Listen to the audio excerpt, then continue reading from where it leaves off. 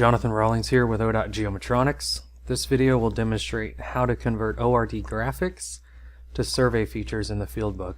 I'll be using a new seed file called SeedTopoDOT and a TopoDOT tool called Feature Code Export that will create a CSV file with point numbers, coordinates, and field codes for the map features.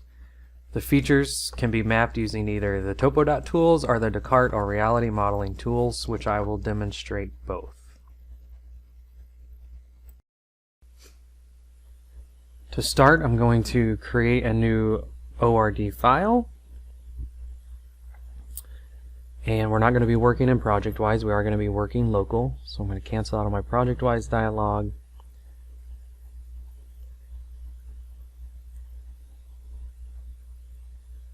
And I'm going to create a new file.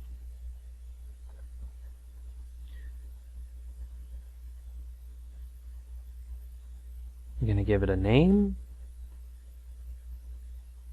And you can name it whatever you want. For this, I'm naming it 20485 striping. And I'm going to select my seed file. So this is that new seed TopoDOT file. In this file, you'll see how it is different once we open the file.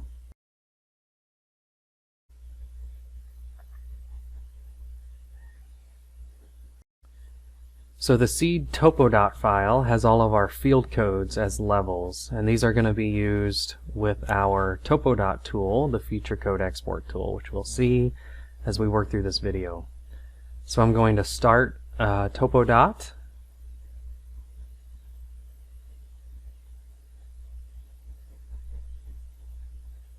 And I'm going to load my point clouds using my Data Management tab and my load point cloud from file.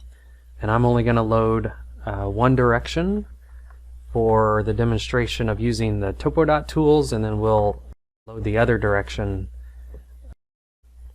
of point clouds to demonstrate using the Descartes tools. So I'm going to go extract some line work or some striping using the extraction by intensity tool. And in this tool, you've got two tabs, your main and your options. If I go to my options tab, notice I have a level dialog that I can select a level to assign whatever I extract my feature to. In that level dialog, I've got my 3-letter field codes.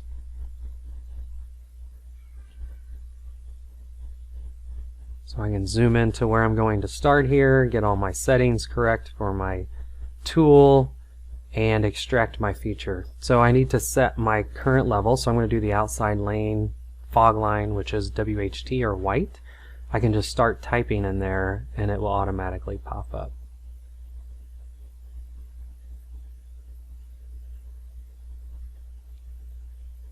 And notice when I select that feature, it is on the level WHT. I can go do the inside lane. I can go in and change the level for this inside lane stripe to yellow, YLW, and I can just start typing and that will appear in the drop down, and go back and extract my feature.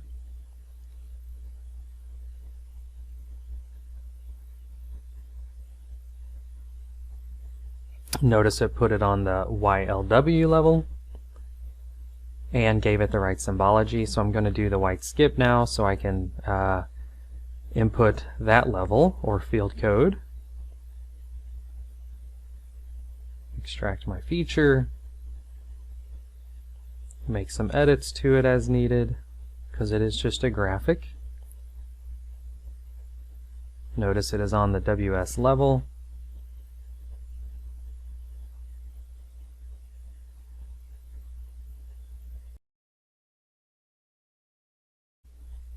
I'm going to detach the point clouds in TopoDOT, and we're going to work through the Descartes method. So I'm going to attach the other direction, my westbound point clouds.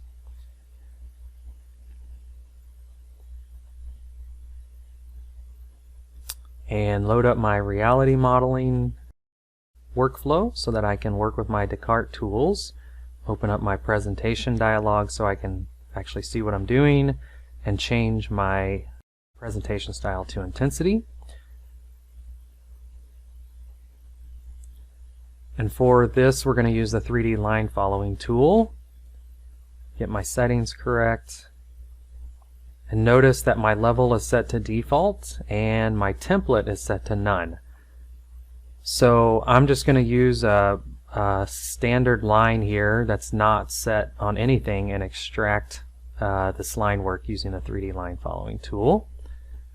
And as once I finish with that, I can then select that line using my element selector, go to the properties, and just type in the field code for that line in the level dialog box.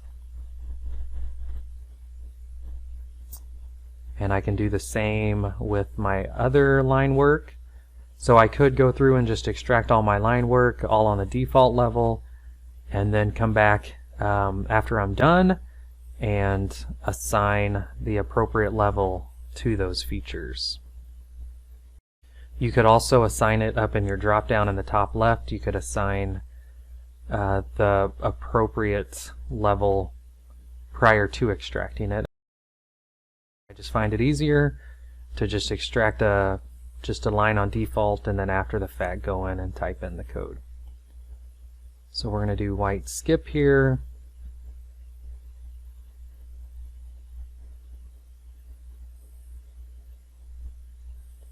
Again, I extracted it on the default level. Go into my element properties, go into the level dialog, and just entering in a WS for the white skip.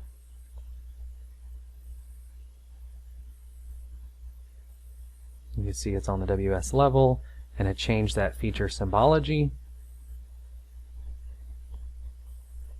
So I'm going to detach or turn the display of my point clouds off so that you can see better what's going on. So I have some gaps in my data, but there were holes in my point cloud. So I'm going to go back to TopoDOT, and we're going to go to the Export tab to find the feature code export tool. This tool has two options for extracting. I could do a manual extraction or an auto extraction.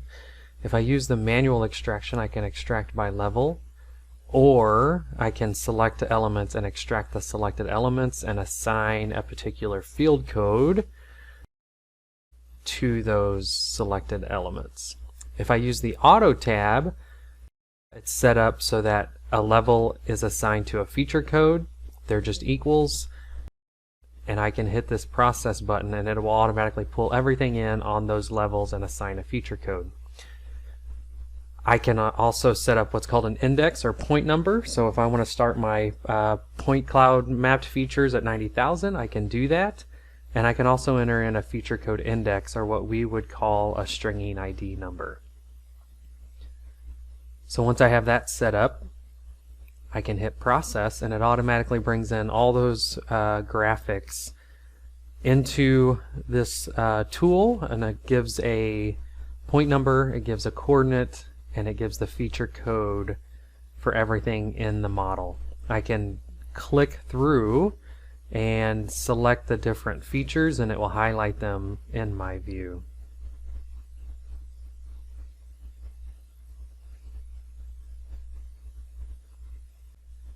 Once I'm satisfied, I can hit save, and it will export a CSV file. I can give it a name and a location of where I want to save it. So I now have an external CSV file. I'm going to exit out of my point cloud mapping file and go back to a file that contains all of my topo data, my field collected topo data, and I call that my working all file.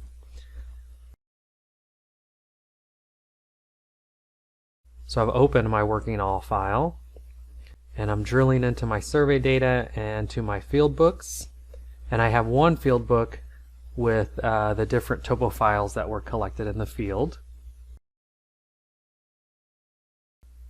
So if I want to import my feature code export CSV file with my point cloud mapping, I can go up to my field book name and right click on it and go to the import option and file using text import wizard. I can select the file that I created from the TopoDOT tool, and I could work through my text import wizard, defining it as comma delimited. I can define my column headers, so it's point name, northing, easting, elevation, and code. And again, this can all be configured in the TopoDOT tool for how that CSV will export. And you could also save this text import wizard file, but for this demonstration I'm not going to save it, I'm just going to import it. And the file has imported into my 20485 fieldbook all, and notice I now have a separate data file from my other topo files within my fieldbook. And I could go see the individual point features and linear features that make up that CSV file that we created from the TopoDOT tool. So if I want to see what the features look like in my survey details, again, I can right click on any one of my main headers under my fieldbook and select what I want to look at. Right here I'm looking at the point features, and you can notice I've got a point name, I've got my point numbers under my point name, I've got a field code with a stringing ID on it, and my terrain model attribute is determined by feature definition. So that is one benefit of using this, is that you do get dynamic link features, and you have manipulators. You have both point features that you can manipulate and the linear features together. So the import from feature graphics method, you only get graphical features. This method, you get the dynamic link features, which is the highest level of feature within ORD.